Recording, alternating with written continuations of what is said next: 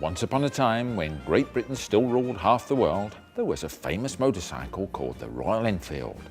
Made like a gun was its slogan, and Bullet was its name. First off, you've got to remember this is a different sort of bike.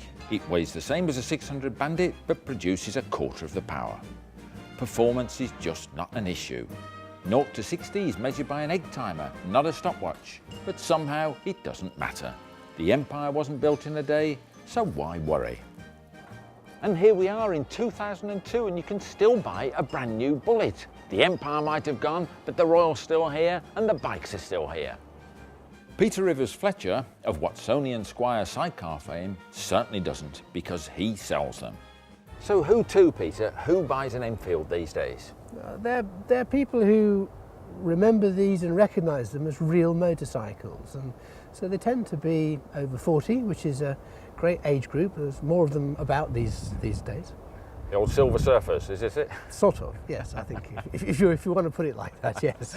And so these are people, are they harking back to the youth? They're more familiar with that sort of bike? Are they the typical born again, in other words? They are born again bikers, and there are a lot of them about now. They're not necessarily motorcyclists today. They're people who've got motorcycle licenses and they're looking for some fun and a bit of nostalgia, and these machines certainly provide that. Right, can you just run through the range for me? Because I've been out on one or two, as you know, today, and so what is the range you're actually doing? Because it's far wider than I thought. Okay, well, there's the 350 and 500cc brackets, so we have the same machine in different capacities. And they're both called Bullets? Yeah, they're all Bullets, yeah. And then they are touring bikes, normal motorcycles, and then here we convert those machines into a cafe racer, which we have here, and also a traily trials type look-alike. They're basically the same machines. We do a lot of preparation on the bikes here, and that's what we make to convert them to something quite different. Yes, because the Cafe Racer one, really, you've got an authentic style there, very much as the Gold Star of the late 50s and early 60s, haven't you? Absolutely, yes. We've tried very hard to make it absolutely authentic to that period, and it sounds terrific, absolutely great. And so, so you get the leather jackets, the Ogre Brigade buying those, do you? No, not at all. No, this isn't a sort of alternative biking. This is for somebody who seriously wants something that they can buy new, brand new, with a 12-month warranty. Which is much safer than spending more money, because these are not expensive. No, I was going to come on to that. You're obviously in business, it's a big part of your business, and these sell amazingly well. Give us some idea of the sort of sales that you get. Well, last year we did over 430 bikes, which is we think is very good going, and this year it looks as though we're going to be doing well over 500, maybe 600 machines. The 500cc Bullet represents the archetypal big British single of 50 years ago. Strangely enough, it doesn't feel that old, but it's in a different league to the modern 600 Jap 4. But that misses the point. This is a back-to-basics bike, a simple, docile machine that'll potter along as life itself used to do. It feels solid and dependable. You have to recalibrate yourself to less powerful brakes and grandfather clock revs, but after all, this is for those who want to escape the rat race, not join it. Now, for you youngsters out there who've only ever heard of Kickstarters and you associate that with kickstarting the economy, this is a kickstart for real. This is a motorbike kickstart. There it is, a little fold-out lever there. All you need to do, you've got to turn the engine over, and so 500cc single, you're okay if you've got big legs like me, but some people can struggle.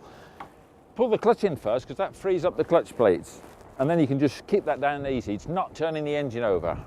Turn the ignition on, which of course it's got not electronic ignition, but it's not a magneto, it's got coil ignition. Then one hefty kick. There we go. That was easy, wasn't it? Piece of cake.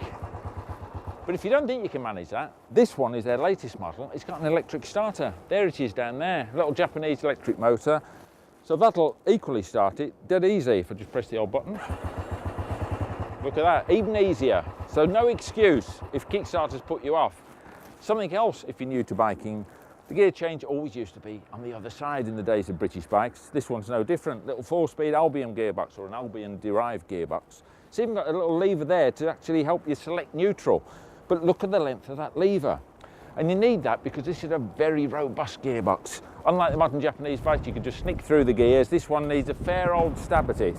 And the other thing is, the gear change is the other way around. It's 1 up and 3 gears down. So if you're new to it and used to Japanese bikes, you've got to watch it. The 500S Clubman harks back to the days of the rockers, with a big alloy tank, drop bars, rear sets and a very distinctive BSA Gold Star type silencer, a sort of ugly rides again bike. It's a handmade conversion of the standard bike, but those simple changes give it a completely different feel. The sound is probably 80% of it, but that silencer does allow freer breathing and the change riding position makes the illusion complete. Of course, back in the days of the Empire, Royal Enfield used to be made in Redditch. They aren't made there anymore. In fact, they're made in India. So what are we doing here down in the Cotswolds? Well, this is where Peter's got his business. This is where he assembles the bikes from the crates and also makes his own special editions. And he's over here. We'll have a word. So they're going to go above that. Peter, excuse me. Well, I suppose you better carry on if you're doing something important, or you just... No.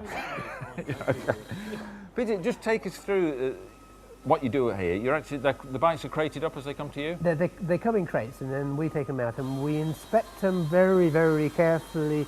We check them over, we make any adjustments that we feel are necessary, except where we're making, like this one here, which is the trials type, yeah, where we do all our own modifications. So that takes a very much longer time. We move lots of components around, change the position of things, change the tank, etc., etc.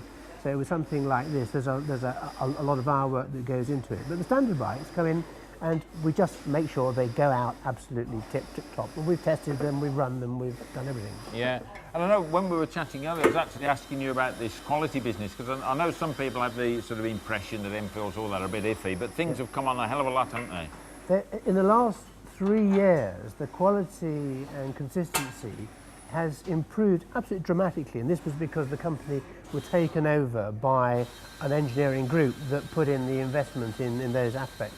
So what we have now is a bike that's tremendously different to what it used to be. That reliability is one of the reasons they're selling so well. Excellent, and so it's all but homegrown other than that then, so your cafe race from the trials one, yep, all done here, and so this is it, the centre of the universe. Absolutely. Yeah. Many years ago, the Royal Enfield 350T was a hot trials iron, the bike to have. This one, however, is a special conversion of a standard Bullet, and while it doesn't pretend to be the real McCoy, it certainly looks the part. Obviously no threat to Dougie Lampkin, but good for a bit of off-road fun for all that. It's got a big 21-inch front wheel for better steering, a proper sump bash plate and fully sprung single seat. Well, that's it. That's a quick look at Royal Enfield. So let's just run through them. You can have the 500 Bullet complete with electric start, but a Kickstarter if you want to just exercise your right leg. Or you can have the 350, an identical bike, but 350cc, funnily enough. Or you can have the Trials Iron. This was really good fun. Perhaps you wouldn't think it looks a bit quaint, but it's quite a house. And it'll do the job if you're not seriously into trials, but just want some fun. Or you could have this, sort of an Ogre look-alike. If you follow the Ogre cartoon, this is the sort of bike that he's into, the Cafe Racer. This is the 500 Bullet Clubman. It sounds nice, it gives you a different feeling to the whole bike, even though it's basically the same, and it's a hell of a lot of fun. Now these bikes, I'll have to admit, they're not really for me, but I must say they brought a smile to my face, and I can see the attraction.